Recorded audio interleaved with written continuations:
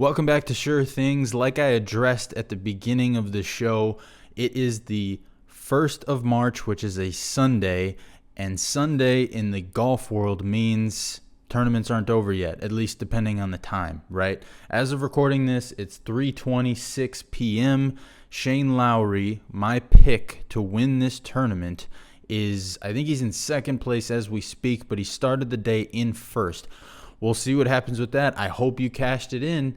I hope you did, because you're in for a really, really fun Sunday when you listen to me. I don't know what I got to say. I try to tell you people, this is what I do. You know, my dad hits me up after Saturday and he says, your pick's in the lead. I just had to hit him with the, what did you expect? I tell you every single week. I tell you 17-9 in the NFL season. I tell you when the Lions talk, I listen. I tell you they're in my ear. I don't even need to look at the lines. I know who's going to be the favorite. I know who's going to win things. Now, this could all extremely backfire in a couple of hours if Shane decides to poo his pants. But at the moment, I look like Nostradamus. This is what I do.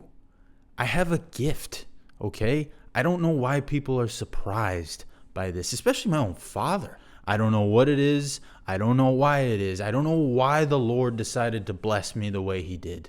Okay, you know, some people, they get the looks. Some people, they get the voice. Some people, they get the intuition. Some people, they get it all. I'm trying to give it back to the people. I'm recording my opinions. I'm telling you what it is, and I'm putting it out on the internet. It's not my fault if you choose not to listen. I hope you put a slightly uncomfortable but reasonable amount of money on Mr. Shane Lowry to win it all, because all you can ask for is a chance to win come Sunday. That's the latest on my Sure Thing of the Week. I really wish this could have been at a time where it would be completed, so that way we could really celebrate together, but you'll have to wait for Thursday's episode for that. We will see.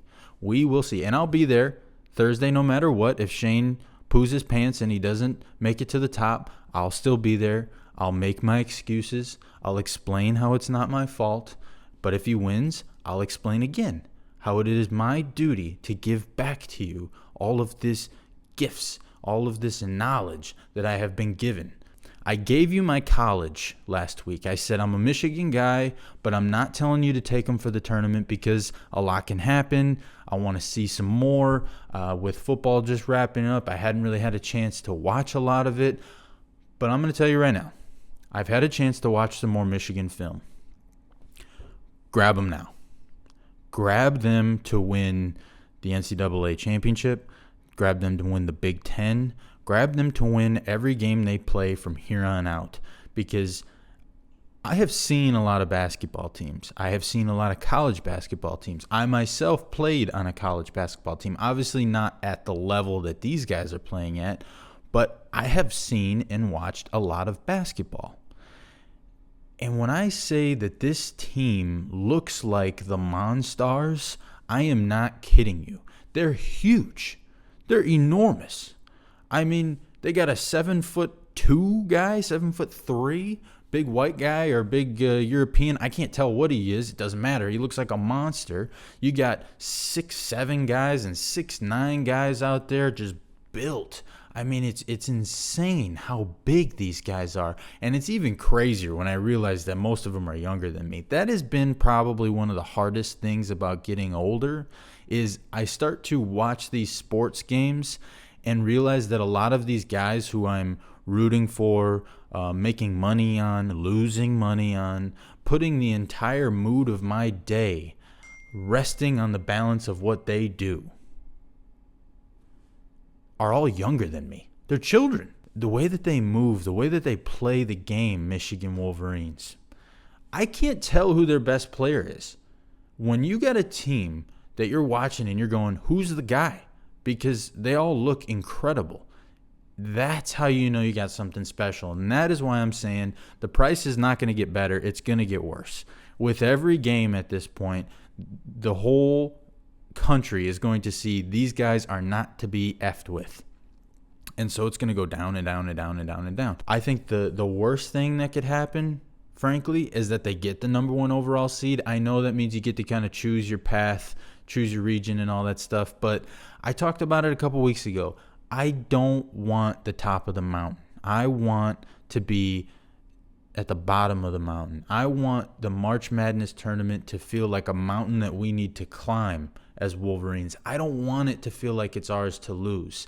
It's not a good spot to be in with a bunch of 20-something-year-old kids playing basketball. You want them hungry. You want them angry. You want them striving for something.